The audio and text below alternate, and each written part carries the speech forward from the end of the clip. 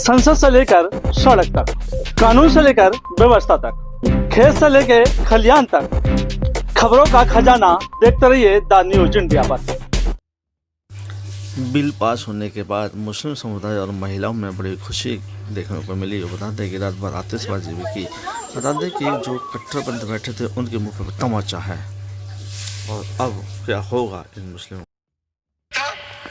मैंने एक पहले भी इसका जिक्र किया था कि आपने कहा कोई भी हिंदुस्तानी, कोई भी भारतीय वोट क्रिएट कर सकता है।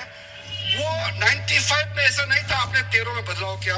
उसको हमने फिर से 1995 का प्रावधान को फिर से रिवाइव करते हुए ये the Muslim downtrodden, hoping that the earlier suggestion of giving, परंतु वक्त संशोधन अधिनियम टोकी नहीं करेगा।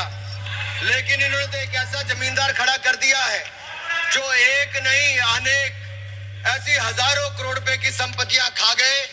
और कर्नाटक के कुछ नेताओं के, कांग्रेस के नेताओं के नाम है सर, ले सकता हूं, जिनके रिपोर्ट में नाम आया सर, विधान temples and properties of the temples, देखो प्रतिशत आरक्षण का करने इसी सरकार में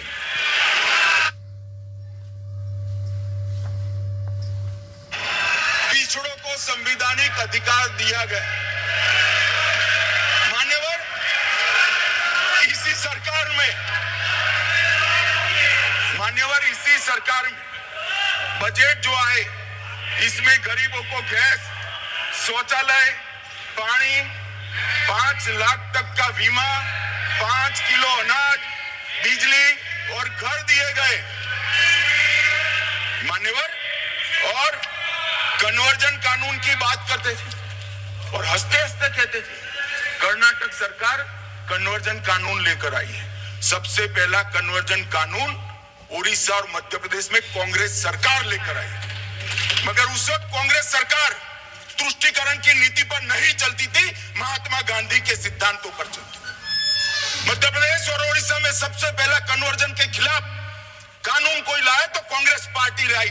और मुझे गर्व है मेरी पार्टी की सरकारें कन्वर्जन पर कानून लाती। माने और सबको अपना धर्म का अनुसरण करने का अधिकार है, कोई शौक से करे। मगर लोभ, लालच, भय, इससे धर्म परिवर्तन नहीं कराया जा सकता। किसी गरीब के पास खाना नहीं है, खाना देकर उसका धर्म बदला दोगे? कोई थोड़ा कम पढ़ा लिखा व्यक्ति है, उसका धर्म बदला दोगे? ऐसे नहीं होगा मान्यवर। और आपने भी किए हैं कानून, आप नए नए आए हो, आपको मालूम नहीं है मान्यवर, इनको मालूम नहीं, अभी अभी आए हैं 5 साल से। ये कांग्रेस पार्टी ने कानून किए थे मान्यवर। अपील का प्रावधान भी हमने आगे बढ़ाया और गैर मुसलमानों के द्वारा दान की गई संपत्तियों पर, गैर मुसलमानों की दान की संपत्तियों पर वक्फ अधिनियम को हमने लगने से मना कर दिया। मानो उनके लिए चैरिटी कमिश्नर का कायदा है। ये प्रैक्टिसिंग इस्लाम, जो इस्लाम की प्रैक्टिस करते हैं, इसीलिए मान्यवर हमने ओवरराइडिंग इफेक्ट को भी समाप्त कर दिया। मान्यवर, एक ट्रस्ट का नियमन करने का जो कानून होता है, जैसे चैरिटी कमिश्नर के कानून में कोई ओवरराइडिंग इफेक्ट नहीं है। जहां क्लेसिस आते हैं वहां ओवरराइडिंग इफेक्ट होती है। यहां ओवरराइडिंग इफेक्ट इसलिए देगी कि आप जिसकी संपत्ति हड़पी जाएगी उसको कोर्ट से जाने से रोकना चाहते थे, इसलिए ओवरराइडिंग इफेक्ट जो हमने मान्यवर निकाल दिया है। मान्यवर, एक ऐसी चर्चा लेकर आए कि चर्चा नहीं हुई। मैं आपको बताना चाहता हूं 2013 में जो अमेंडमेंट बिल आया, जिसके कारण ये बिल लाना पड़ा, वो बिल में कुल मिलाकर 5.4 घंटे चर्चा हुई थी, 5.5 घंटे दोनों सदन मिलाकर। और इस बिल में दोनों सदन मिलाकर 16 घंटे चर्चा हो रही है मान्यवर, 16 घंटे। इसके अलावा हमने डिमांड किया समिति बनाओ, समिति भी बनाई, 38 मीटिंगें हुई, 113 घंटे चर्चा हुई, 284 हितधारक बनाए गए, वक्फ बोर्डों की संख्या जो उपस्थित वक्फ बोर्ड भी हुए राज्यों के 25 हुए, राज्य सरकार के प्रतिनिधि 15 राज्य सरकारों के आए, सांसद 8 हुए, विधायक विधान परिषद 7 हुए और अध्ययन दौरे 3 किए गए और अल्पसंख्यक आयोगों को भी 5 बुलाया गया। ये सबसे 92.68 लाख करीब 1 करोड़ सुझाव देश भर से ऑनलाइन आए, इसकी मीमांसा कर ये कानून बना है। आप ऐसे इसको खारिज नहीं कर सकते हो पूरी प्रक्रिया को। आप जो कर रहे हैं 5.5 घंटे की प्रक्रिया, ये बहुत लोकतांत्रिक प्रक्रिया है और हम 16 घंटे चर्चा करते हैं कि चर्चा आपके अनुरूप चर्चा नहीं हो सकती। इस सदन में हर सदस्य बोलने के लिए स्वतंत्र है, कोई परिवार की यहाँ चलती नहीं है। ये तो जनता के नुमाइंदे हैं, किसी की कृपा से नहीं आए हैं। मान्यवरों, जो दिल में है, जो जनता की आवाज है, वो रखेंगे।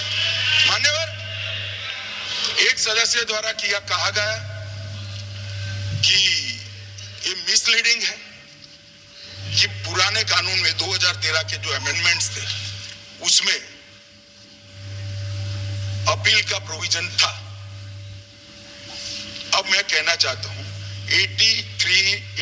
83(9) उसमें अधिकरण द्वारा किए गए किसी भी विनिश्चय का आदेश विरुद्ध, चाहे वो अंतरिम हो या फाइनल, इस पर अपील नहीं हो सकती। इसका मतलब अपील का प्रोविजन आपने रखा ही नहीं था। सिविल न्यायालय, राजस्व कोर्ट और अन्य प्राधिकरण, उसके अधिकार क्षेत्र पर भी प्रतिबंध लगा दिया और सरकारी अधिसूचना जो बाद में वक्फ बोर्ड और वक्फ परिषद के एडवाइस से होगी, इसको भी कोई चुनौती नहीं दे सकता। मान्यवर, मुझे ये बताओ कि अभी फैशन है संविधान लहराने की। ये संविधान के हिसाब से सरकार का या किसी भी निजी संस्था का कोई भी फैसला मान्यवर कायदे की कोर्ट से बाहर कैसे हो सकता है? कोई भी फैसला, ये देश की अदालत वो फैसले तक रीच नहीं रखेगी। नागरिक ग्रीवेंसेस लेकर कहां जाएंगे? जिसकी भूमि हड़प कर ली गई वो कहां जाएगा? ऐसा नहीं चलेगा। आपकी वोट बैंक के लिए आपने किया था, हम खारिज कर रहे हैं, ऐसा नहीं चलेगा। अदालत में जाइए, जिसको ग्रीवेंसेस है आइदर और साइड से, और अदालत न्याय करेगी। न्याय के लिए तो अदालतें बनी है। और मान्यवर, यहाँ एक सदस्य ने कह दिया माइनॉरिटी इस कानून को स्वीकार नहीं करेगी। क्या धमकाना चाहते हो भाई? संसद का कानून है, सबको स्वीकार करना पड़ेगा। संसद से लेकर सड़क तक, कानून से लेकर व्यवस्था तक, खेत से लेकर खलियान तक, खबरों का खजाना देखते रहिए द न्यूज इंडिया पर।